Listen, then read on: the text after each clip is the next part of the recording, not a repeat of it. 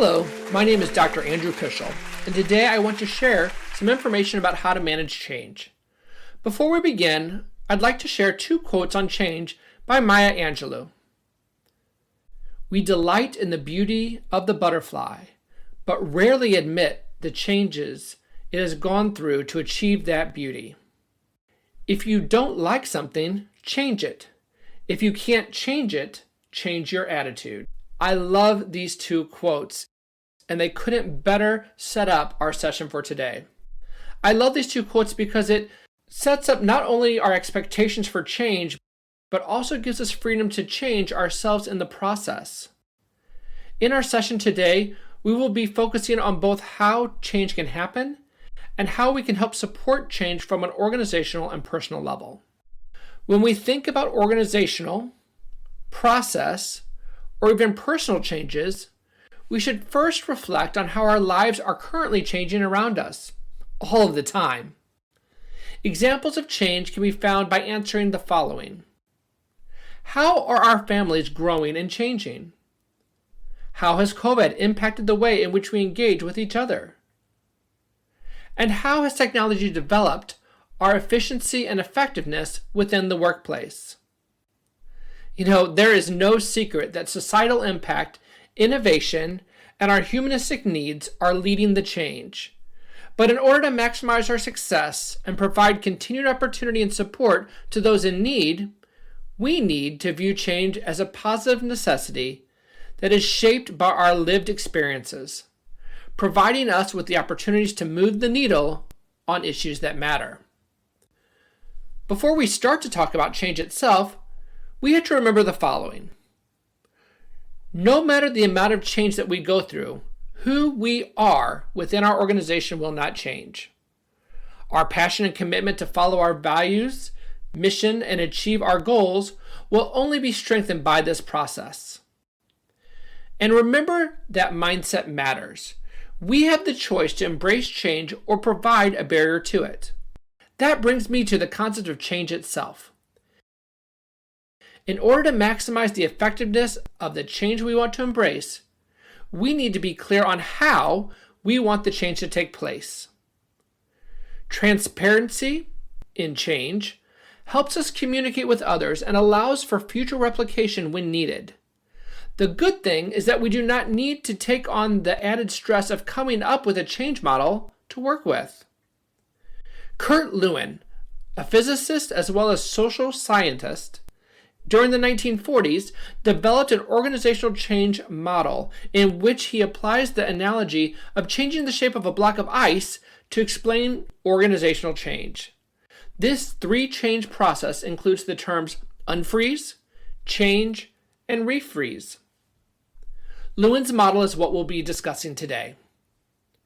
The first step in managing change is to unfreeze what is currently happening. In order to unfreeze, or let go of what we have always done, we must come together to support the needs for change and let go of our personal attachments to previous events, policies, duties, and/or traditions. We must be willing to receive and open to accepting feedback, knowing that any and all paths forwards are for the good of the organization and the community in which we serve. Once we can let go of where we have been, we can start to think of what is presently available to us in regards to resources and opportunities to maximize future impact. The next step in managing change is to change what we can in order to focus on future goals. This is an exciting time in the process, as we have opportunities to get excited about shifting in new directions. Through transparent and open discussions, we should be communicating with each other about the change and why it is necessary. We should then be using this time to gather new perspectives and input from our team members. By listening to each other about barriers to possible success, as well as dreaming beyond our past milestones, we can use this time to brainstorm new tactics, technologies, policies, and experiences, even engaging with new partners who share our vision to expand our impact.